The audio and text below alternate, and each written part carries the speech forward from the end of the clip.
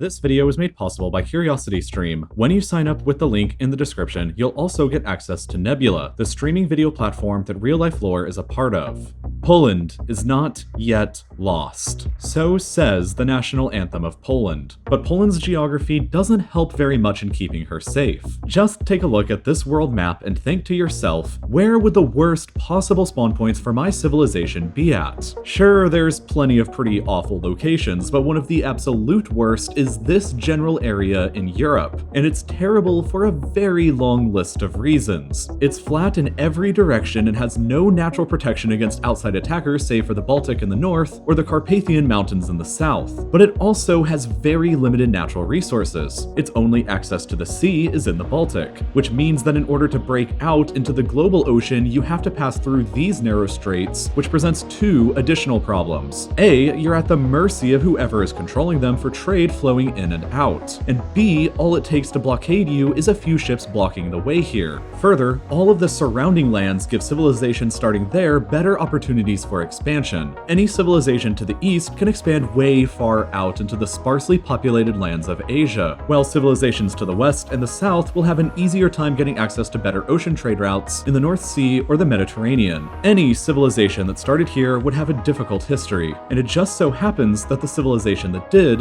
was Poland. So, Poland's greatest geographic challenges to overcome have always been establishing a base on the coast and balancing the area's poorly defensible flat terrain against outside attacks from strong powers in every direction. Swedes and Danes in the north, Russians in the east, Ottomans in the south, and Germans in the west. The consequences of Poland's geography have led to the modern-day state of Poland being a mere shadow of what it used to be. For a time, Poland was ranked among one of the global great powers, and occupied a truly massive amount of land that stretched from the Baltic to the Black Sea and included all of modern-day Lithuania, Latvia, Belarus, and most of Ukraine, with a good chunk of Russia too that for a time even included Moscow. But neither the Baltic nor the Black are great seas to have access to. We already discussed the problems with the Baltic, but the Black Sea has a very similar problem too. In order to break out into the Mediterranean and the world ocean from there, you have to pass through this extremely narrow strait here, which at the time of Poland's Black Sea access was controlled by the Ottomans, who were almost always a hostile state to Poland.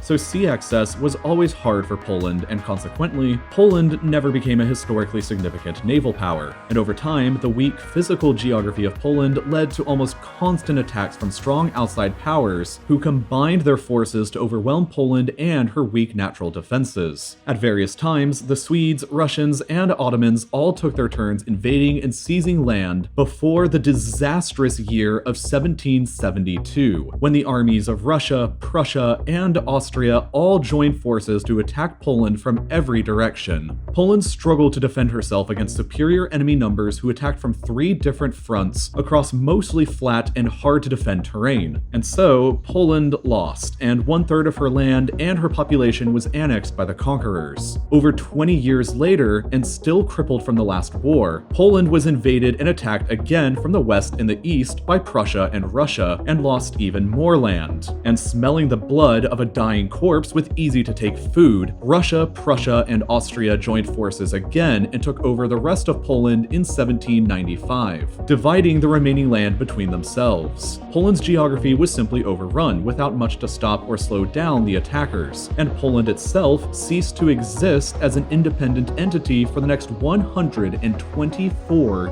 years. Poland only regained her full sovereignty from the conquerors in 1919 in the chaotic aftermath of all three conquering empires collapsing after World War I, and she immediately found herself in a new war with the Soviet Union. The Soviets wanted to use the flat land of Poland as a bridge to export the communist revolution to Germany, while the new Polish government wanted to reclaim the lost Polish lands from the 18th century partitions. It kind of went both ways before both sides just agreed to a ceasefire in 1920, which largely established the first iteration of Poland in the 20th century. But this Poland's geographic position was severely flawed. She had only this tiny strip of land to connect to the sea that was flanked on both sides by territory belonging to Germany. She shared two long land borders across hard-to-defend terrain with both Germany and Russia, who had both invaded and conquered Poland together before and would soon do it once again. After the Nazis took power in Germany and annexed Austria, the Sudetenland, and then occupied the rest of Czechoslovakia, Poland's geographic position became even more tenuous. When the Germans invaded Poland in 1939, after only 19 years of peace in Poland, they could do so from 3 different directions: the west from mainland Germany, the south from occupied Czechoslovakia, and the northeast from German East Prussia, and they could quickly cut off Poland's tiny access to the sea from the 2 flanks. Poland bravely managed to hang on for a while, until the Soviet Union also invaded from the east, and Poland found herself fighting enemies on all sides across hard-to-defend terrain, like a repeat of the 18th century. Poland was conquered and occupied by the Germans and Russians again for another 6 years, before Poland was finally re-established as effectively a satellite puppet state of the Soviet Union in 1947. Poland didn't recover true self-rule or sovereignty that was separated from the Soviet Union again until 1990, after another 51 years of effective occupation. In short, out of the past 225 years of history, Poland has been occupied or ruled by a foreign power in some fashion for 175 of those years, or 77% of the time. The aftermath of the Second World War and the Soviet occupation gave Poland a new geographic reality, however, that's maybe only marginally better than what it used to be before. After the war, a significant portion of eastern Poland was annexed directly into the Soviet Union, and the ethnic Polish residents were expelled. In compensation for this, Poland was given all of these formerly German lands that the Soviets had conquered and forced them to give up.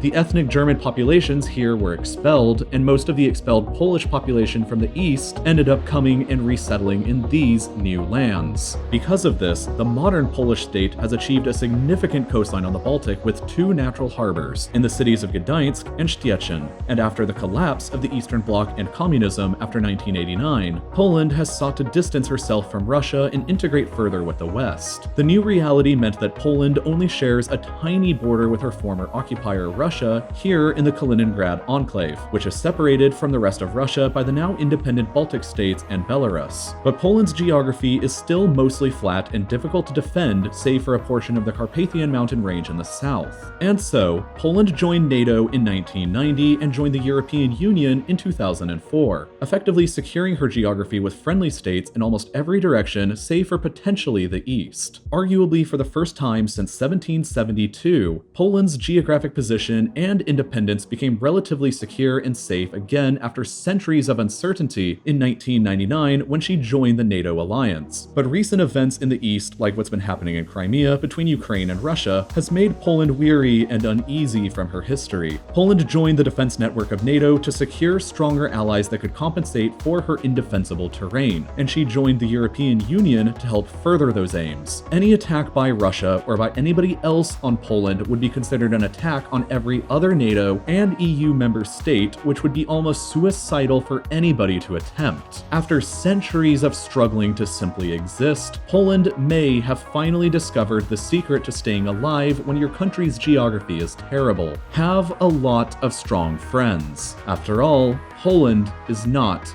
yet lost.